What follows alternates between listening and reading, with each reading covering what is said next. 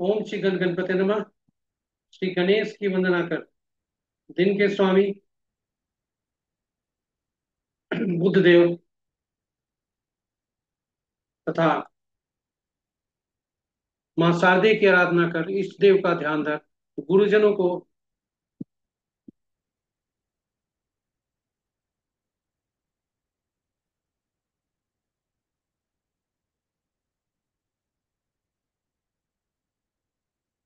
इष्ट देव का ध्यान धर, गुरुजनों को नमन कर। अभिनंदन करते हैं आपका वरुण एस्ट्रो में। और वरुण एस्ट्रो द्वारा प्रस्तुत आज के लघु पंचांग, आज के दैनिक पंचांग में यह नित्य 5 भागों में प्रस्तुत हुआ करता है, जिसका लघु रूप पहले भाग का जिसके पहले भाग का लघु रूप अलग से प्रस्तुत किया जाता रहा है। इसमें डेटा जो भी प्रयुक्त होते हैं वो दृक पंचांग से लिए जाते हैं और छवि गूगल से ली जाती है। साथ ही साथ यूट्यूब के माध्यम से हम आप तक पहुंचा पाने में इस प्रस्तुति को सफल होते हैं। तो पंचांग में चलने के पहले संक्षिप्त परिचय वर्ण श्लोक का अति संक्षिप्त परिचय कहें तो जो विषय यहाँ से हम नमन करते हैं अपने गुरुओं का, जिनके सानिध्य से, जिनके शिक्षा से, अथक प्रयास से और हमारे उनका आशीष से पे हम जो डिस्प्ले हो रहे हैं उन विषयों पर, उन अनुभागों पर ज्योतिष का शिक्षा ग्रहण की और उनके सच्ची मेहनत का और सहयोग का में सफलता भी हासिल हुई उसको, उनके प्रयास का। जब हमने पीएचडी मेडिकल एस्ट्रोलॉजी में उनके मार्गदर्शन में किया, उसकी डिग्री हमने हासिल की। उनके मार्गदर्शन के अनुसार ही आगे बढ़ने पर अंतर्राष्ट्रीय ज्योतिष संगठन से आजीवन सदस्यता मिली अमेरिका से, जो दिल्ली चैप्टर में भी जिसका संबंध है। हमारा ऑफिस जो वरुण एस्ट्रो की दुबईपुरी में है, टॉप से एस्टेब्लिशमेंट एक्ट के अंतर्गत रजिस्टर्ड है, जीएसटी कंप्लायंट है और यह क्यूआर द्वारा आईएसओ सर्टिफाइड है। तो चलते हैं दैनिक पंचांग में। पंचांग शब्द हमें अनायास ही शुभ और अशुभ मुहूर्त की ओर इंगित करता है और हम उसी तरफ चल पड़ते हैं और हम अपने ज्ञान को, या कहें हम अपने विचार को, वहीं तक सीमित रख देते हैं, जबकि पंचांग उससे कहीं बढ़कर है। पंचांग केवल शुभ अशुभ और अशुभ मुहूर्त जानने का माध्यम नहीं है।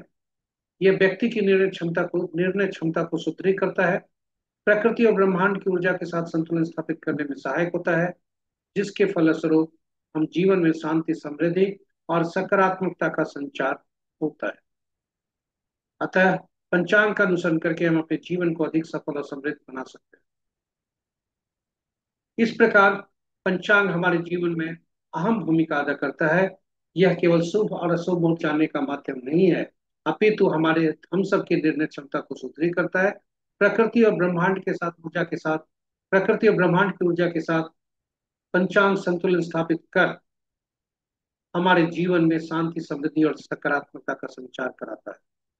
तो चलिए पंचांग का अनुसरण करके हम अपने जीवन को अधिक सफल और समृद्ध बनाएं। साथ ही साथ इसे साझा करें अपने मित्रों, परिजनों, शुभेच्छाओं के बीच में, ताकि उनके जीवन में भी पंचांग का जो फायदे हैं, उनके जीवन में भी शांति, समृद्धि और सकारात्मकता का संचार हो और पंचांग का अनुसरण करके वे भी अपने जीवन को सफल और समृद्ध बना सकें।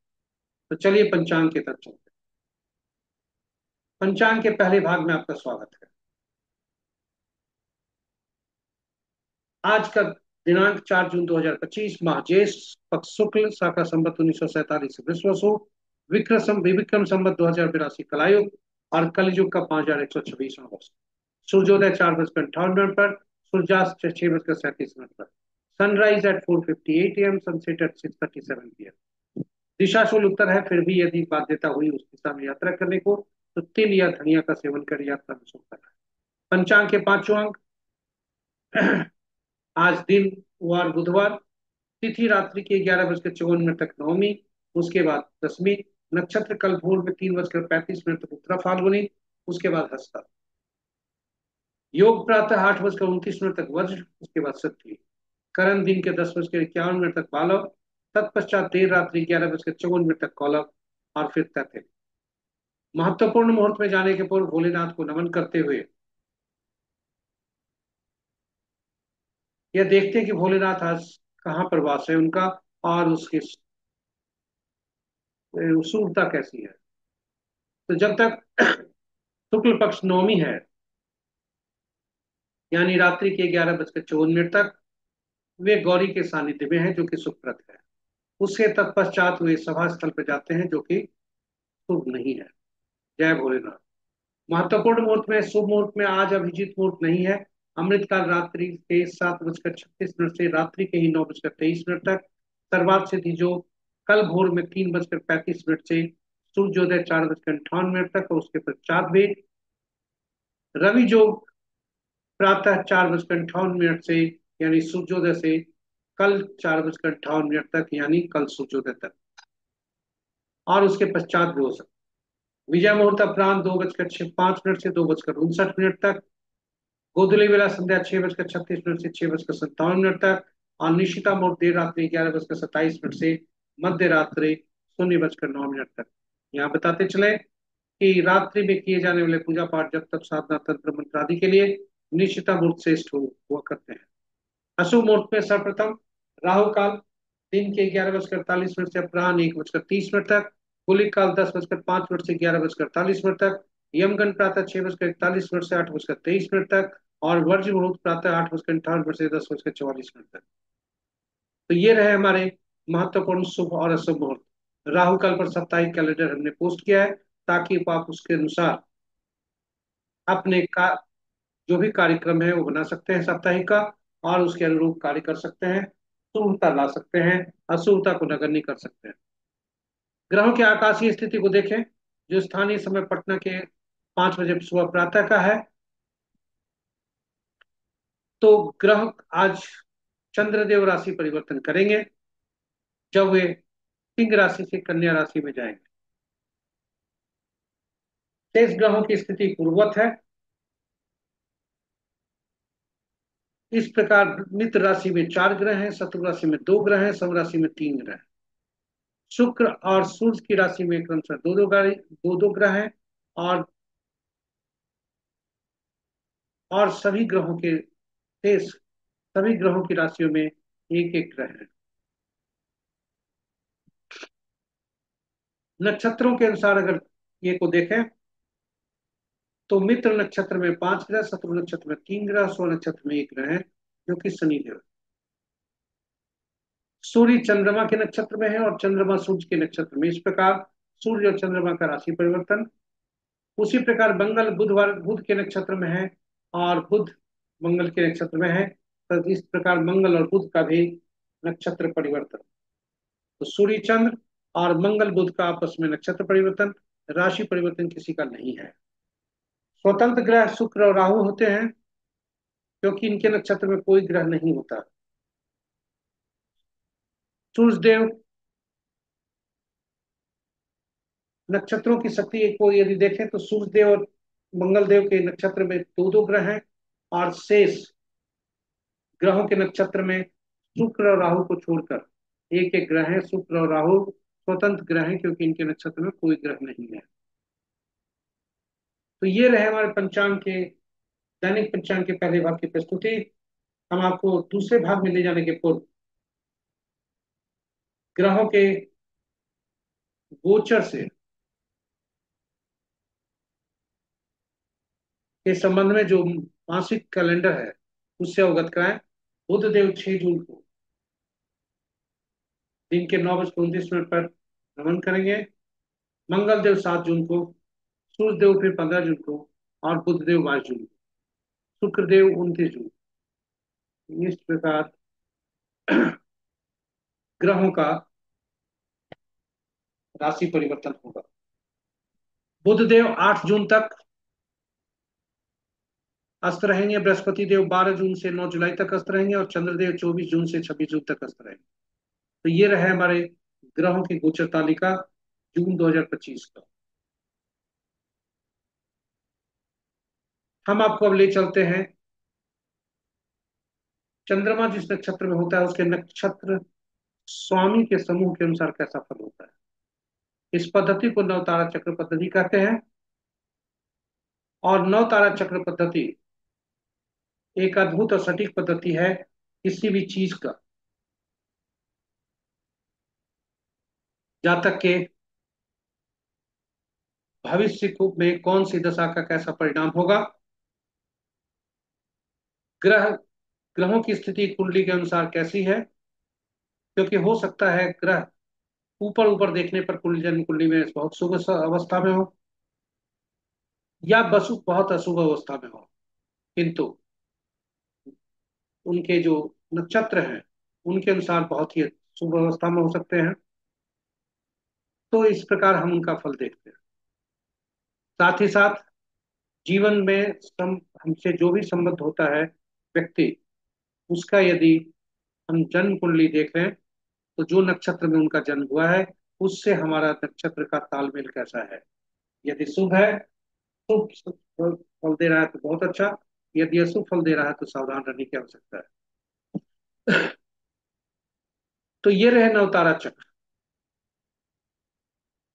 और इसे चंद्रमा के परिप्रेक्ष्य में जब देखा जाता है कि आज का दिन कैसा होगा तो उसे ताराबलम कहते हैं। ताराबलम भी नवतारा चक्र पद्धति पर ही है, केवल चंद्रमा का के परिप्रेक्ष्य में।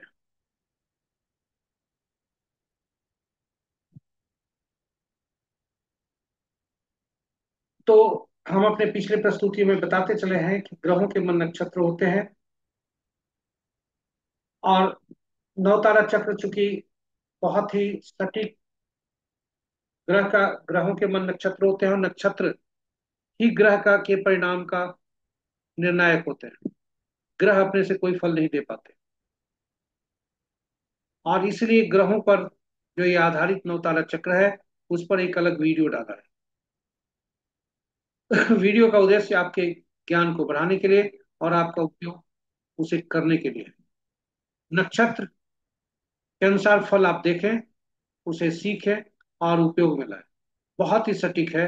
वह आपके आत्मबल को मजबूत करेगा, आपके के निर्णय क्षमता को मजबूत करेगा, साथ ही साथ आपको अधिक सफल और समृद्धशाली बनाएगा, विषम परिस्थितियों से लड़ने के लिए शक्ति भी देगा।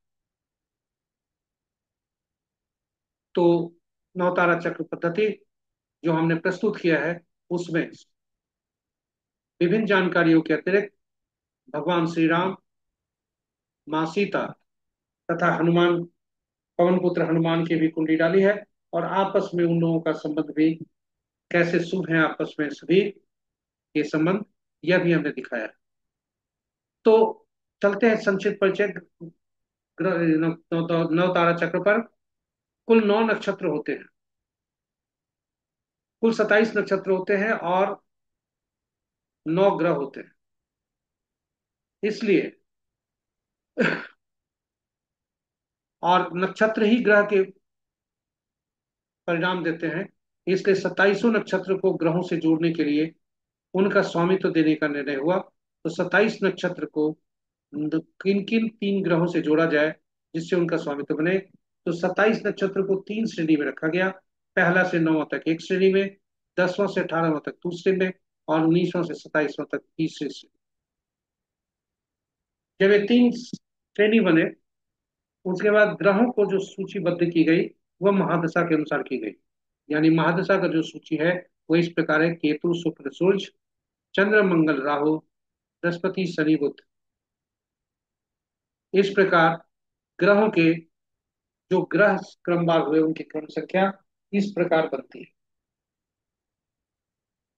अब नव तारा चक्र से संबंध स्थापित ग्रहों का संबंध स्थापित करने के लिए पहला जो ग्रह हुआ केतु देव, उनको हर श्रेणी में से पहला जो नक्षत्र हुआ उसका स्वामित्व मिला। यानी पहला, 10वां और 19वां नक्षत्र, अश्विनी, माघ और मूला। उसी तरह क्रम में आगे बढ़ते हुए दूसरा ग्रह शुक्र बने, उनका जो नक्षत्र हुए स्वामी बने भरणी। दूसरा ग्रह 11वां पूर्वा फाल्गुनी और 20वां पूर्वाषाढ़। और इस प्रकार नौवां 18वां 27वां ग्रह नक्षत्र बुध बन के उनके स्वामी बुध बने, जो कि क्रमशः अश्लेषा, ज्येष्ठ और रेवती है। तो इस तरह से हम नवतारा चक्र पर ग्रहों को आपस में संबंध बनाया। नवतारा चक्र पद्धति बहुत ही सटीक पद्धति है, और फलित कैसे करते हैं यह इंपॉर्टेंट है, महत्वपूर्ण है। तो जन्म पत्रिका में चंद्रमा जिस नक्षत्र में होते हैं, यानी जिस नक्षत्र समूह में होते हैं, उनके स्वामी के अनुसार हम फल देखते हैं। उदाहरण स्वरूप, किसी का जातक का जन्म यदि कृतिका नक्षत्र में है, तो उसके स्वामी सूर्य बने, और सूर्य से ही गणना आरंभ करते हैं। तो पहला ग्रह वही होता है जो जिसमें जो जन्म पत्रिका में चंद्रमा जिस ग्रह में होते हैं, वहां से तीसरा, पांचवा और सातवां ग्रह पीड़ादायक होते हैं, अति पीड़ादायक होते हैं, बाधक होते हैं। इसलिए इन ऐसे स्थिति में से बचने के लिए इस इन नक्षत्रों से या इनके नक्षत्र स्वामियों से सावधान रहना चाहिए। वही दूसरा, चौथा, छठा, आठवां और नौवां ग्रह जो हुए, वे शुभ फलदायी होते हैं, और इस प्रकार हमारे जीवन में शुभता का संचार होता है। नवतारा चक्र पद्धति अद्भुत गणना पद्धति है, और इस पर अलग अलग किताबें भी है, लेकिन सार सबका यही है कि नवतारा चक्र अद्भुत पद्धति होती है। इससे हम जातक के भविष्य के बारे में बहुत कुछ बता सकते हैं। और जातक अगर प्रयास करें तो अपने भी नवतारा चक्र से अपने बारे में, अपने मित्र जनों परिजनों के बारे में खुद भी फलित कर सकते हैं। तो चलते हैं आज के पंचांग में। चंद्रमा का गोचर आज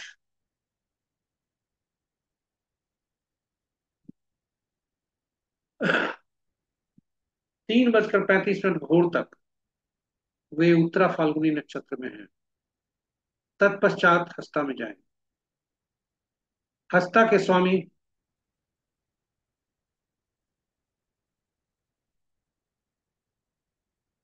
चंद्रदेव होते हैं। तो चंद्रदेव का सूर्य के साथ अति मित्र होंगे, वहीं चंद्रमा जन्म नक्षत्र में आएगा।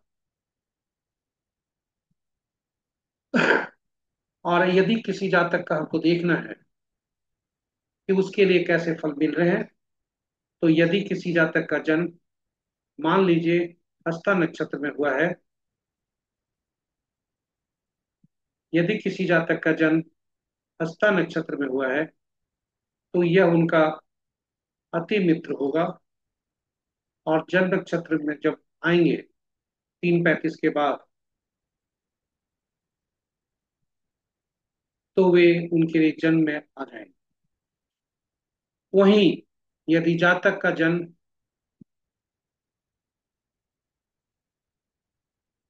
चित जातक का जन्म चित्रा नक्षत्र में हुआ है, जो मंगल का है, तो पहले भाग में मित्र होते हैं ऐसे के जातक के, और उसके बाद अति मित्र होते हैं। यानी चंद्रमा आज अति मित्र और मित्र के फल देंगे, शुभ फल देंगे। इस प्रकार इसी विधि से हम इसको निकालते हैं, चंद्रमा आज का दिन कैसा होगा, और इसे तारा बलन के नाम से जानते हैं। तो हर व्यक्ति अपने जन्म कुंडली में से चंद्रमा को आइडेंटिफाई कर इसमें से देख सकता है कि आज उसका दिन कैसा है। लेकिन चंद्रमा के सामाजिक परिप्रेक्ष्य में यदि देखें, तो यह जीवन के लिए ये विभिन्न आयामों को दर्शाता है, शुभता और अशुभता को दर्शाता है। तो आपका इसका उपयोग करें, और कमेंट बॉक्स में फीडबैक दें, कुछ क्लैरिफिकेशन होगा तो हम फिर क्लास ले सकते हैं। तो चलते हैं, अभी तक हम जन्म पत्रिका में चंद्रमा जिस नक्षत्र में थे उसके बारे में देख रहे थे। अब हम देखते हैं चंद्रमा जिस राशि में है उसके अनुसार कैसा दिन रहने की संभावना है।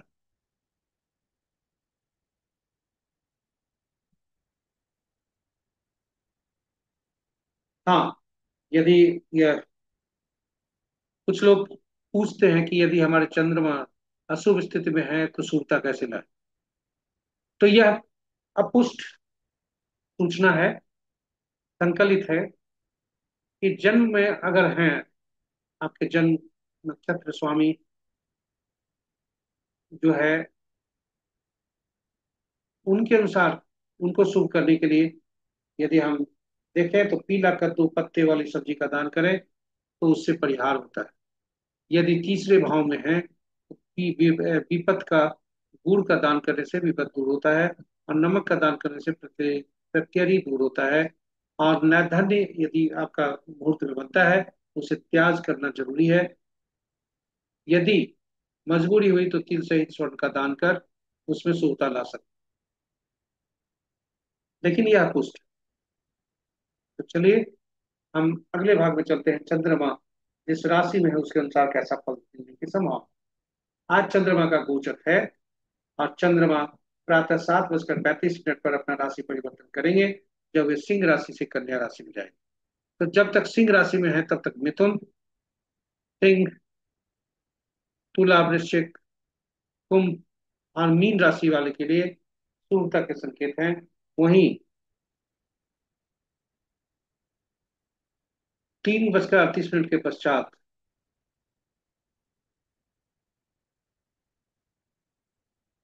मेष राशि वाले, कर्क राशि, वृश्चिक,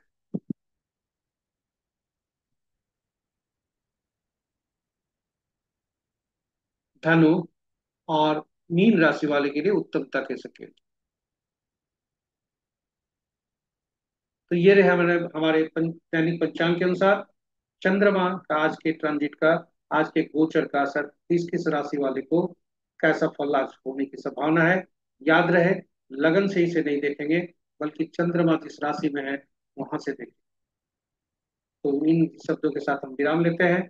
अगले प्रस्तुति की तरफ चलते हैं, जो चौघड़िया मुहूर्त से संबंधित। स्वागत है आपका चौघड़िया मुहूर्त में। चौघड़िया एक प्रकार का मुहूर्त होता है जो शुभ और अशुभ समय को दर्शाता है। किसी भी शुभ काम को करने के लिए इसका उपयोग किया जाता है, चाहे वह पूजा पाठ हो या कोई भी नया काम हम करने जा रहे हैं उस समय। यदि कोई व्यक्ति कोई उचित मुहूर्त को नहीं देखना चाहता हो या नहीं देख पाया हो तो किसी भी कार्य में शुभता लाने के लिए कम से कम चौघड़िया अवश्य देखना चाहिए। चौघड़िया की उपयोगिता को, अधिक उपयोगिता को देखते हुए हमने हिंदी और अंग्रेजी में अलग अलग प्रस्तुति डाली है। आप उसको देखें, उसको समझें, उपयोग में लाएं और फिर बोले कैसा है।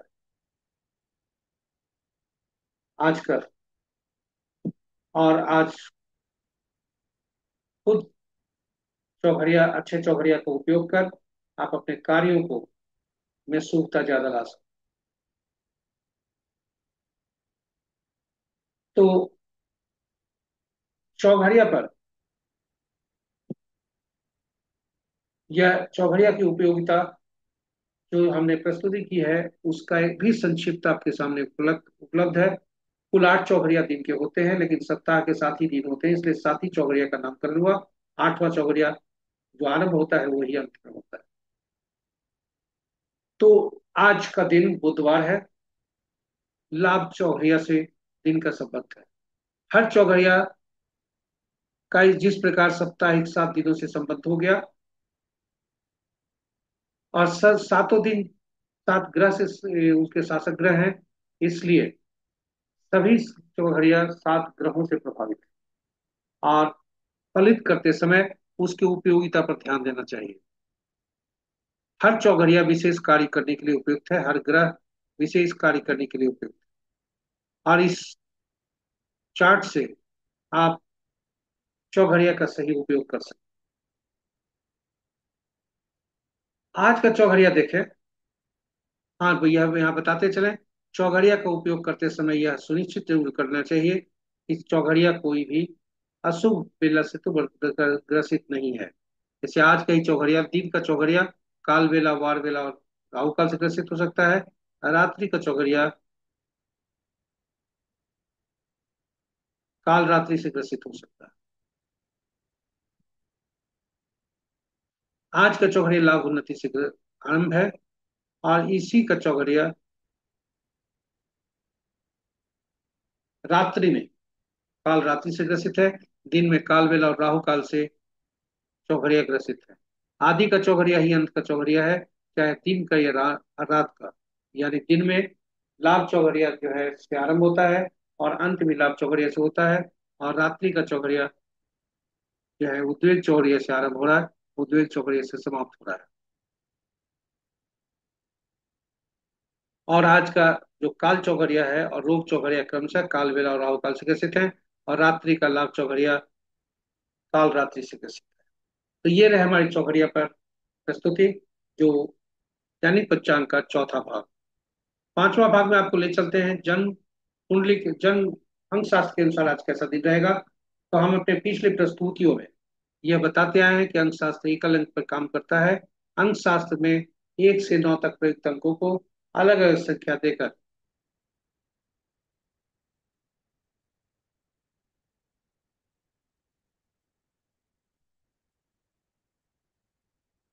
एकल अंक, अंक ज्योतिष में एकल अंक पर ही अंक ज्योतिष चलता है और फलित होता है। शून्य का इसमें प्रयोग नहीं होता क्योंकि वह अनंत को दर्शाता है। जब भी हमें एक से ज्यादा अंक मिलते हैं तो उनमें प्रयुक्त हुए अंकों को जोड़कर एकल अंक में परिवर्तित कर लेते हैं और फिर हम फलित करते हैं। साथ ही साथ जब भी शब्द हमें कोई मिलते हैं तो उन्हें भी अंकों में परिवर्तित कर देते हैं, और अंकों में परिवर्तित करने का जो विधि है वह शब्दों को के अक्षरीय मूल्य से शब्दों को उनके अक्षरीय मूल्य में परिवर्तित कर अंक में परिवर्तित करते हैं, फिर उन्हें जोड़कर एकल अंक बनाते हैं। अंक शास्त्र जन्म तिथि पर के इर्द गिर्द घूमती है, और जन्म तिथि जो 2 अंकों का होता है उसका योग जब करते हैं मूलांक बनता है, ड्राइवर बनता है। और सभी अंकों को जब जोड़ लेते हैं, यानी मूलांक 2 अंकों का, भाग्यांक 2 अंकों का, और वर्ष 2 अंकों का, 4 अंकों का, तो सभी अंकों को जोड़कर जब हम जोड़ते हैं तो वह भाग्यांक कहलाता है, और कंडक्टर भी कहते हैं। तो ड्राइवर और कंडक्टर की कंपेटेबिलिटी अच्छी होनी चाहिए, तभी जीवन का बस ठीक से चलता है, जीवन की यात्रा सुगम से चलती है।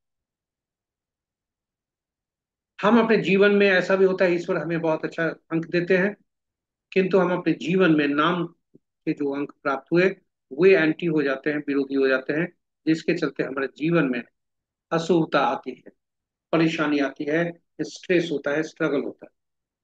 तो अंक ज्योतिष में यदि आप जान सकें कि कौन कैसे अंक हम रखें, मोबाइल को कैसे करेक्शन करें, क्या क्या नुकसान हो सकते हैं किस चीज से, तो आप भी इसका सही मायने में न्यूमरोलॉजी को उपयोग कर सकते हैं।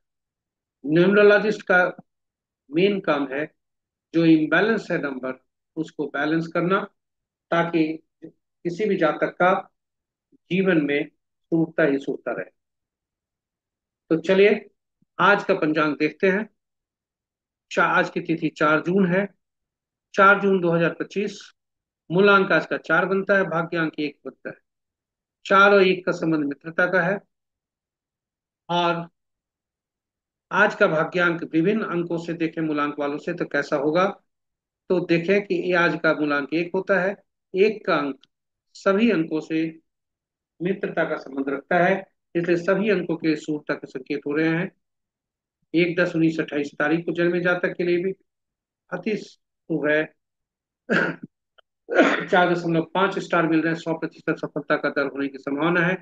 2-11-20-29 जिनका जन्म तिथि है किसी माह का, 2 मूलांक बनता है। चंद्रदेव जिनके स्वामी होते हैं, 3 उत्तम होने की संभावना है, अच्छे बहुत अच्छा होने की संभावना है, दोनों अति मित्र हैं। 3 स्टार मिल रहे हैं, 60% सफलता का दर होने की संभावना है, और सफलता होगी आपको। 3-12-21-30 को जन्मे जातक 3 मूलांक वाले बृहस्पति देव जिनके स्वामी होते हैं, आपस में मित्र होते हैं, 3-1, 70 से 80% सफलता का दर होने की संभावना है। और कल्ट में बहुत अच्छे होते हैं, हीलिंग में अच्छे होते हैं, शिक्षण पर ये अच्छे होते हैं। यदि उस संस्था से संबंध है, उस इन ये विषयों पर संबंध है इनका है, तो आज का जो शुभता है इसके जो रेट है वो बढ़ सकते हैं। 3-12-21-30 को जन्मे जातक 3 मूलांक होता है, जुपिटर बृहस्पति देव इनके स्वामी बनते हैं। 70 से 80% सफलता का दर होने की संभावना है। और यदि हीलिंग से संबंध रखते हैं, टीचिंग से संबंध रखते हैं, तो आज का जो प्रतिशत है वो बढ़ सकता है, सफलता का दर बढ़ सकता है। 4 मूलांक वाले 4, 13, 22, 31 जिनका जन्म तिथि है, 4 मूलांक होता है, दिन उत्तम होने की संभावना है। और 4 और 1 का संबंध अति मित्रता का, 3 स्टार है, 90 से 100% सफलता का दर होने की संभावना है। और 4, 1 कॉम्बिनेशन वाले जातक पॉलिटिक्स में यदि हो तो सफलता का दर बढ़ सकता है। बुद्धदेव जिनके स्वामी है, यानी 5 मूलांक वाले 5, 14, 23 जिनका जन्म तिथि है, उनके लिए यह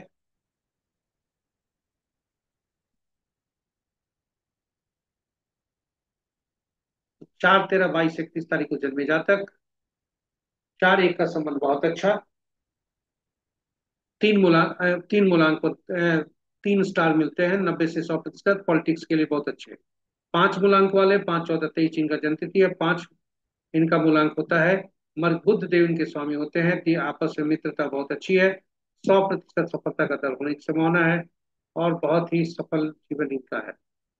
6, 15, 24 जिनका जन्म तिथि है, 6 मूलांक होता है, दिन के स्वामी शुक्रदेव बनते हैं, 6 और 1 का संबंध मित्रता की, मित्रता का 3.5 स्टार मिल रहे हैं, 90 से 100% सफलता का दर होने की संभावना है। और मीडिया, हीलर और पॉलिटिक्स के लिए बहुत शुभ है।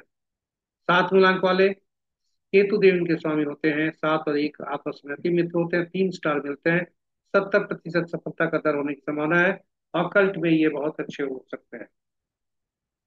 8 मूलांक वाले 8, 17, 26 जिनका जन्म तिथि है, 8 मूलांक बनता है, शनि देव जिनके स्वामी होते हैं। सावधानी जरूरी है, क्योंकि 8 और 1 का संबंध अति शत्रुता का होता है। 0 स्टार मिल रहे हैं, और सफलता का दर भी बहुत अधिक नहीं है। स्वास्थ्य की चिंता इनको करना चाहिए, स्ट्रगल लाइफ है। पुलिस और आर्मी से संबंध है तो थोड़ा उत्तम हो सकता है। 9, 18, 27 जिनका जन्म तिथि है, 9 मूलांक वाले हैं, मंगल देव जिनका स्वामी है, दिन बहुत अच्छा होने की संभावना है, 50% सफलता का दर होने की संभावना है। और आज सफलता का दर आपका अच्छा होने की संभावना है। आज का दिन बहुत ही अच्छा होने की संभावना। तो ये रहा हमारे दैनिक पंचांग के 5वें भाग की प्रस्तुति।